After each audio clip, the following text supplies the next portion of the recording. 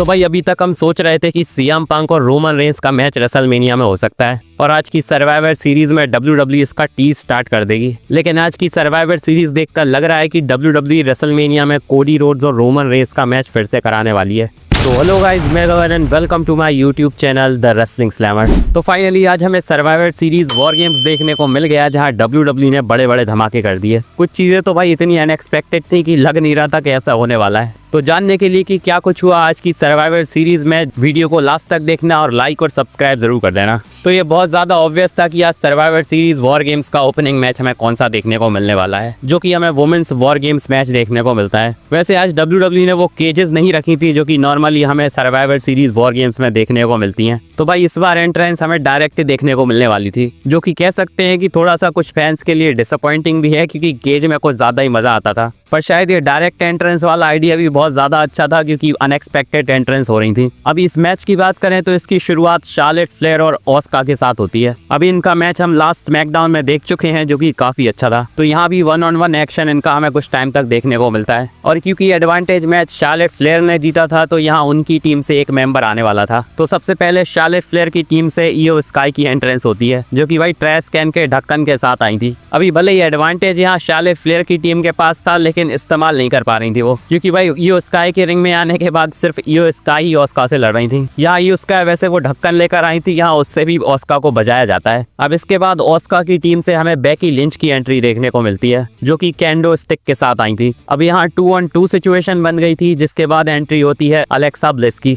और हमें Charlotte Flair और अलेक्सा ब्लिस की डबल टीम देखने को मिलती है। इसके बाद कायरी जेन भी आती हैं, जो कि चेन लेकर आई थी। और इसके बाद हमें एंट्री देखने को मिलती है एजे ली की। और भाई एजे ली के आते ही बेकी लिंच की शक्ल की तो हवाइयाँ उड़ गई थी, और वो इतना डर गई थी कि केज उन्होंने अंदर से ही बंद कर लिया था, और वो एजे ली को आने ही नहीं दे रही थी। जिसके बाद एजे ली केज पर चढ़कर अंदर आती हैं, जैसे हमने लास्ट ईयर रोमन रेंस को देखा था। लेकिन इसके बाद नाया जैक्स की एंट्री हो जाती है, और नाया जैक्स आकर यहाँ सबको बजाती हैं। नाया जैक्स के बाद हमें एंट्री देखने को मिलती है रिया रिप्ली की। अभी ईओ स्काई ट्रैश कैन का ढक्कन लेकर आई थी, तो रिया रिप्ली यहाँ ट्रैश कैन लेकर आई थी, जिसका यूज हमें बाद में देखने को मिलने वाला था। अभी वैसे रिया रिप्ली के आने के बाद मैच में थोड़ा इंटरेस्ट क्रिएट होता है, क्योंकि यहाँ सब जगह धुलाई हो रही थी। अब बात करें आखिरी एंट्रेंस की, तो वो होती है लेस लेजेंड की। अभी यहाँ WWE ने शायद लेस लेजेंड को थोड़ा हाईलाइट करने की कोशिश करी थी, क्योंकि उन्हें लास्ट स्पॉट दिया गया था, जो कि भाई स्पेशल बंदों को दिया जाता है। लेकिन हमें उनके लिए ज्यादा पॉप देखने को मिलता नहीं है, क्योंकि शायद वो अभी मेन रोस्टर में आई है, तो ज्यादा फोकस उनके ऊपर है नहीं।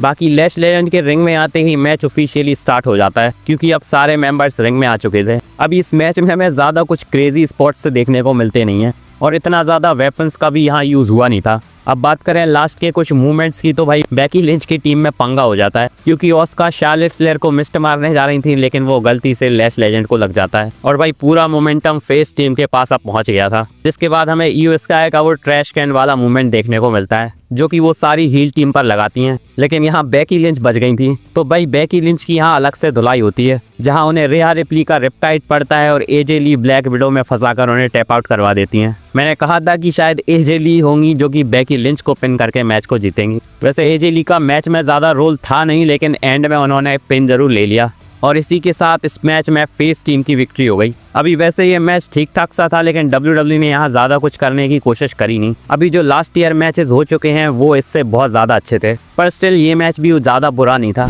लेकिन भाई जो नेक्स्ट मैच होने वाला था वो WWE ने बड़ा ही खतरनाक सा बुक करा था, क्योंकि नेक्स्ट मैच हमें जॉन सीना और डोमिनिक मिस्टीरियो का देखने को मिलता है, और ये मैच इंटरकॉन्टिनेंटल चैंपियनशिप के लिए था। अभी इस मैच से ज़्यादा इस मैच में क्या क्या हो रहा था वो बहुत ज़्यादा स्पेशल था। यहाँ डोमिनिक मिस्टीरियो के साथ रोक्सेन परेज और रकेल रॉड्रिगेज भी आए थे, जो कि आगे जाकर मैच में बहुत ज़्यादा चुल करने वाले थे। अभी सबसे पहले तो मैच की स्टार्ट बहुत स्लो सी हमें देखने को मिलती है, और स्टार्टिंग से ही रकेल रॉड्रिगेज और रोक्सेन परेज इंटरफेरेंस करने लगते हैं, जहां रकेल रॉड्रिगेज ने तो भाई रेफरी के डिस्ट्रैक्ट होते ही जॉन सीना पर मुक्का टिका दिया। अब इसके बाद ये लड़ते लड़ते रिंग के बाहर जाते हैं, और बैरिकेड से हमें एक मूव देखने को मिलता है डोमिनिक मिस्टीरियो का, जहां वो जॉन सीना के ऊपर छलांग लगाते हैं। और भाई इसके बाद डोमिनिक मिस्टीरियो की हमें तगड़ी एक्टिंग देखने को मिलती है, क्योंकि उनकी एक्टिंग के हिसाब से ऐसा लग रहा था कि शायद वो अब इंजर्ड हो गए हैं। जिसके बाद भाई रेफरी मेडिकल स्टाफ को बुलाता है और डोमिनिक मिस्टीरियो की वहाँ चेकिंग होने लगती है। लेकिन यहाँ क्योंकि रेफरी डिस्ट्रैक्ट हो चुका था तो इसका फायदा रकेल रॉड्रिगेज और रोक्सेन परेज उठाने की कोशिश करते हैं और भाई रिंग में जाकर दोनों जॉन सीना को बजा देते हैं। सोचो भाई जॉन सीना को यहाँ रोक्सेन परेज और रकेल रॉड्रिगेज बजा रहे थे, जो कि थोड़ा अजीब सा लग रहा था।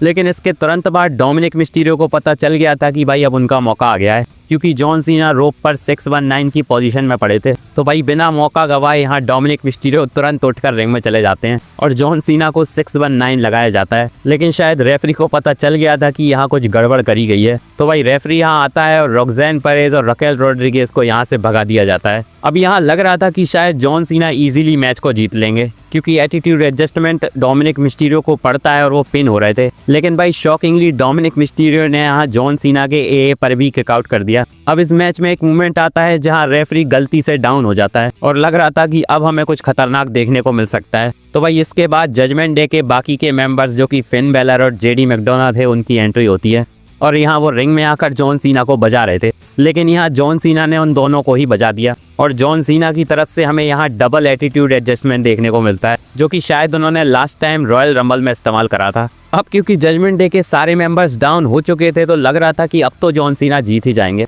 लेकिन तभी एंट्री करती हैं लिव मॉर्गन और भाई इतने टाइम बाद आज लिव मॉर्गन ने रिटर्न कर लिया है। लेकिन यहाँ बहुत ज़्यादा कन्फ्यूजन थी कि वो किसकी मदद करने वाली हैं, क्योंकि इससे पहले जब वो गई थी डोमिनिक मिस्टीरियो और उनके बीच में थोड़ी प्रॉब्लम चल रही थी। तो भाई यहाँ लिव मॉर्गन सबसे पहले तो डोमिनिक मिस्टीरियो को एक थप्पड़ जड़ती हैं, जिसके बाद लग रहा था कि शायद यहाँ वो जॉन सीना की हेल्प करने आ गई। वैसे यहाँ वो जॉन सीना के ऊपर भी चढ़ जाती हैं और इसके बाद हमें उनकी क्रीपी सी स्माइल देखने को मिलती है। अब यहाँ लग रहा था कि उनके इरादे ठीक नहीं हैं और भाई इसके बाद वो जॉन सीना को लो ब्लो लगा देती हैं और अब यहाँ ऑब्वियस सी बात लग रही थी कि डोमिनिक मिस्टीरियो का फायदा होने वाला है, जिसके तुरंत बाद डोमिनिक मिस्टीरियो उठकर जॉन सीना को 619 लगाते हैं और लिव मॉर्गन टाइटल से जॉन सीना के ऊपर अटैक करती हैं, जो कि कुछ टाइम पहले डोमिनिक मिस्टीरियो ही जॉन सीना को मारने के लिए लेकर आए थे। अब यहाँ सोए हुए रेफरी को लिव मॉर्गन फिर से रिंग में लेकर आती हैं और जॉन सीना पिन हो जाते हैं और यहाँ डोमिनिक मिस्टीरियो ने अपनी चैंपियनशिप को वापस ले लिया है जॉन सीना से। अभी मैंने अपनी प्रेडिक्शन वीडियो में बताया था कि जॉन सीना यहाँ क्लीन तो नहीं हार सकते, तो भाई WWE कुछ ना कुछ गड़बड़ तो करने वाली थी।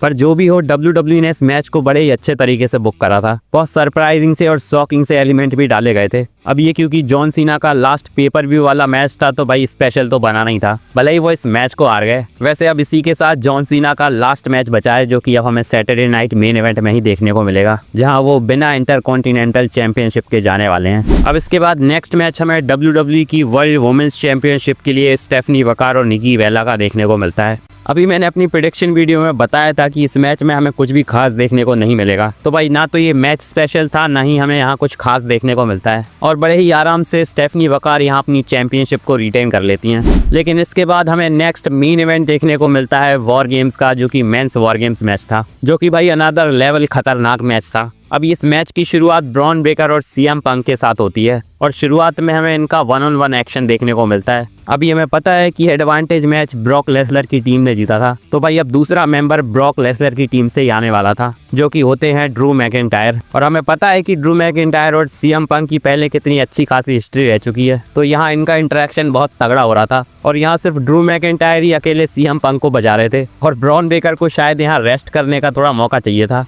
वैसे यहाँ सीएम पंक ब्लीड भी कर रहे थे, तो शायद ड्रू मैकिंटायर ने कुछ ज़्यादा ही मार दिया बेचारे सीएम पंक को। अब यहाँ सीएम पंक की मदद करने के लिए इसके बाद एंट्री होती है कोडी रोड्स की, लेकिन कोडी रोड्स के आते ही ड्रू मैकिंटायर गेट बंद कर देते हैं और हमें कोडी रोड्स की एंट्री गेट के ऊपर से देखने को मिलती है, जैसे कि हम इससे पहले एजे ली के साथ देख चुके हैं, जो कि अकेले ही आकर सबसे पहले तो ड्रू मैकिंटायर इसके बाद ब्रॉन ब्रेकर को बजाते हैं। लेकिन यहाँ हमें थोड़ी मिसकम्युनिकेशन जरूर देखने को मिलती है सीएम पंक और कोडी रोड्स के बीच में, जहाँ गलती से कोडी रोड्स सीएम पंक को ही मार देते हैं, लेकिन स्टिल भाई दोनों सेम पेज पर बाद में आ जाते हैं। अब इसके बाद ब्रॉक लेसलर की तरफ से लोगन पॉल, ब्रॉन्सन रीड और सीएम पंक की तरफ से जिमी ऊसो और जे ऊसो की भी एंट्री हो जाती है। यहाँ से वैसे हमें टेबल्स और चेयर्स का भी यूज देखने को मिल जाता है। अब फिलहाल के लिए यहाँ फेस टीम बहुत ज़्यादा भारी पड़ रही थी हील टीम के ऊपर, तभी हमें ब्रॉक लेसलर की एंट्रेंस देखने को मिलती है, जो कि पॉल हेमन के साथ आए थे। अभी ब्रॉक लेसलर के आते ही बड़ा खतरनाक सा माहौल बन जाता है, क्योंकि रिंग में आते ही वो सबको बजाते हैं। पहले तो सारे बंदों को F5 पड़ता है और इसके बाद वो चेयर से सबको मारते हैं। सोचो भाई, ब्रॉक लेसलर सारे बंदों पर अकेले ही भारी पड़ रहे थे और उनके टीम के बाकी बंदे तो सिर्फ पड़े हुए थे। अभी ये 2-3 मिनट का जो टाइम होता है दूसरे बंदे के आने तक, तब तक ब्रॉक लेसलर सबको पीट ही रहे थे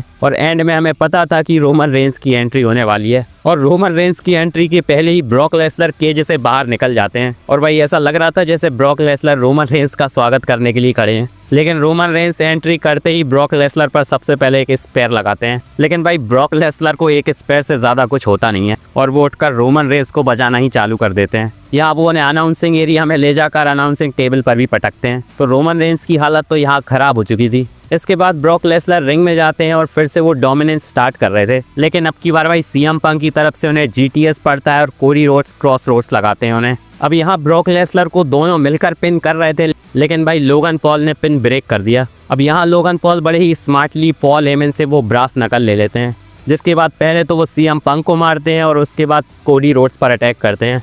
और यहाँ वो रोमन रेंस को भी मारने जा रहे थे, लेकिन रोमन रेंस पहले से ही रेडी थे। तो लोगन पॉल को यहाँ एक तगड़ा सा स्पेयर पड़ता है। इसके बाद रोमन रेंस ही वो ब्रास नकल लेके सबकी धुलाई करने लग जाते हैं। लेकिन ऐसा लग रहा था कि ब्रॉक लेसनर जिमी ऊसो को F5 लगाने जा रहे हैं। तभी रोमन रेंस ब्रॉक लेसनर को जो टेबल लगी हुई थी वहाँ स्पेयर लगा देते हैं। अभी यहाँ ब्रॉक लेसनर तो ढेर हो चुके थे, लेकिन हमें ब्रॉन ब्रेकर की अच्छी परफॉर्मेंस देखने को मिलती है, क्योंकि भाई बंदा यहाँ अकेले ही सबसे लड़ रहा था। रोमन रेंस और ब्रॉन ब्रेकर का भी हमें यहाँ आमना सामना देखने को मिलता है। अब बात करें एंड के कुछ मूवमेंट की, तो भाई रोमन रेंस और बाकी के सारे बंदे तो ढेर हो चुके थे और यहाँ हमें सिर्फ फेस ऑफ देखने को मिल रहा था ब्रॉन ब्रेकर और सीएम पंक का। तभी कोई एक बाहर से बंदा आता है जो कि ब्लैक हुडी पहनकर रिंग में एंटर करता है और भाई अभी तक समझ में नहीं आ रहा था कि ये बंदा है कौन और करने क्या आया है। लेकिन तभी अचानक से भाई वो बंदा सीएम पंक को स्टॉम्प लगा देता है और स्टॉम्प मारने पर लग तो रहा था कि शायद ये सेथ रॉलिंस हो सकते हैं, लेकिन बिना किसी फेस रिवील के भाई वो बंदा केज के ऊपर से वापस चला जाता है। तो भाई WWE ने यहाँ सस्पेंस में ही रख दिया फैंस को कि वो बंदा है कौन।